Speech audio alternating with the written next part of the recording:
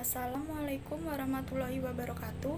Perkenalkan, nama saya Andira Putri Pratama, NIM 215231157 dari kelas Perbankan Syariah 1D.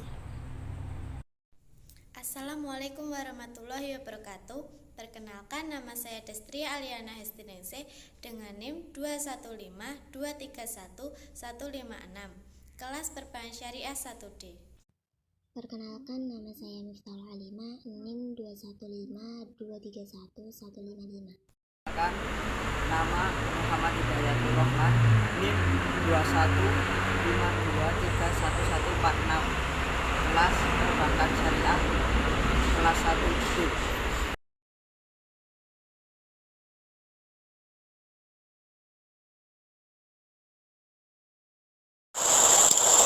Pengertian komunikasi. Komunikasi adalah proses penyampaian pikiran, gagasan, informasi, atau perasaan dari seseorang kepada orang lain.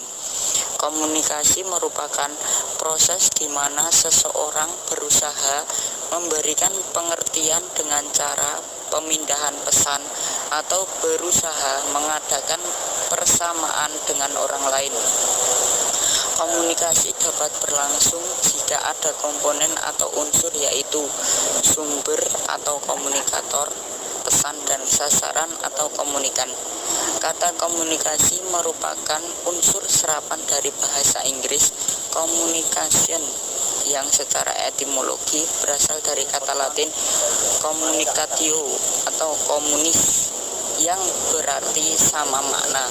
Dengan demikian, saat terjadi komunikasi harus terjadi kesamaan makna tentang apa yang sedang dibicarakan.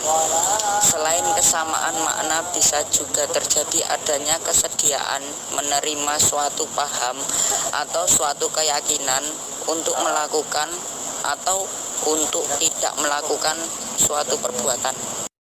Jenis-jenis komunikasi.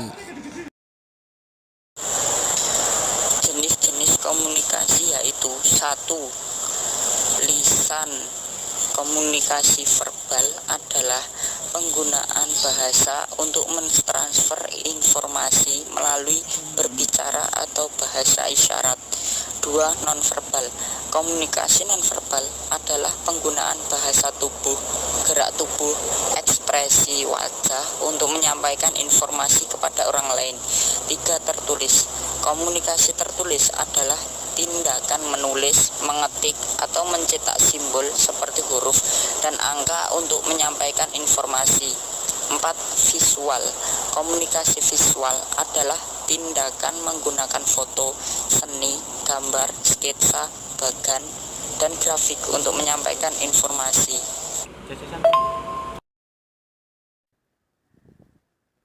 Komunikasi nonformal adalah suatu komunikasi yang bersifat tidak resmi dan biasanya dilakukan dengan tidak mengaitkan struktur organisasi yang ada, serta menggunakan bahasa sehari-hari atau bahasa pergaulan yang dilakukan secara spontan.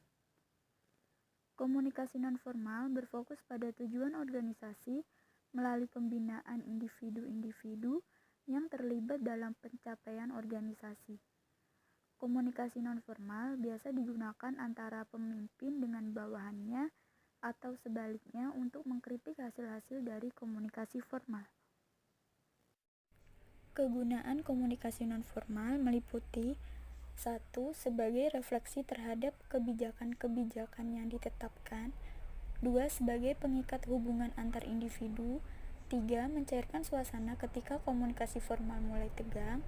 4. Menjadi penghubung pada setiap pergantian topik. 5. Memudahkan negosiasi. 6. Menjaga sense of belonging atau rasa memiliki.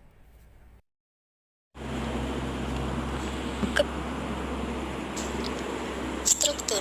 Di dalam komunikasi informal, pada umumnya tidak mempedulikan struktur pesan atau informasi yang disampaikan. Bahkan ada yang beranggapan bahwa komunikasi informal ini bergerak secara bebas tanpa adanya hierarki dan aturan yang berlaku. Maka dari itu, Komunikasi informal ini digunakan dalam situasi yang tidak resmi atau dalam keadaan yang penting atau urgent. Faktor. Adapun beberapa faktor yang menyebabkan komunikasi informal ini muncul, yaitu diantaranya 1. Pemuasan kebutuhan manusia. 2. Perlawanan terhadap pengaruh yang kaku dan membosankan juga monoton. 3. Keinginan untuk mempengaruhi orang lain. 4. Sumber informasi sebagai tali pererat hubungan dalam suatu pekerjaan dan organisasi.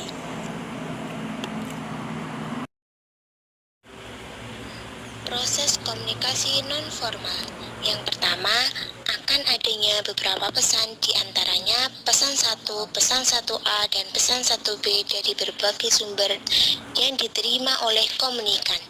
Yang kedua, komunikan beralih menjadi komunikator karena berubah fungsi dengan menyebarkan dan menyampaikan informasi atau pesan 1 tersebut.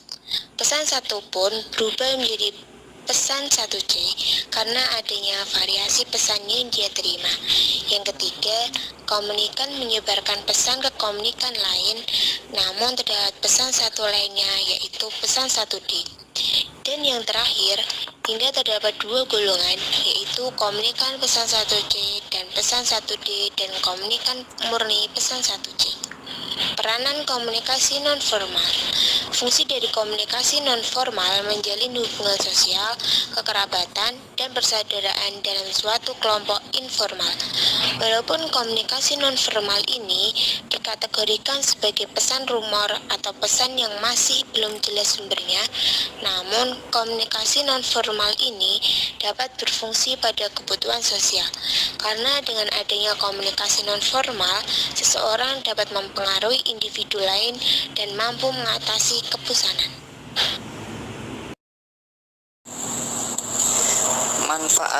Manfaat mempelajari komunikasi informal. 1. Mempererat hubungan individu. Ketika menggunakan komunikasi informal dalam komunikasi organisasi, maka secara tidak langsung dapat mempererat hubungan individu sesama anggota dalam satu organisasi. Karena komunikasi informal ini sifatnya santai dan ringan. 2. Mencairkan suasana. Komunikasi informal ini bersifat ringan dan santai, maka komunikasi informal ini dapat mencairkan suasana dikala komunikasi formal mulai tegang. Jembatan komunikasi formal. Yang ketiga, Anda perlu mempelajari komunikasi informal ini sebagai intermezzo, sama halnya dengan mencairkan suasana, bahwa komunikasi informal ini dapat dijadikan pembuka sebelum menuju ke obrolan yang sifatnya serius, agar tidak terlalu tegang dalam suatu obrolan. Yang keempat adalah, atau yang terakhir, lobbying. Anda mempelajari komunikasi informal ini dapat membawa Anda ke lobbying. Dengan kata lain, Anda akan bisa melakukan negosiasi dengan bahasa yang ringan dalam komunikasi informal. Berikut adalah contoh komunikasi tertulis, yaitu dari aplikasi WhatsApp yang dari kelompok kami ini.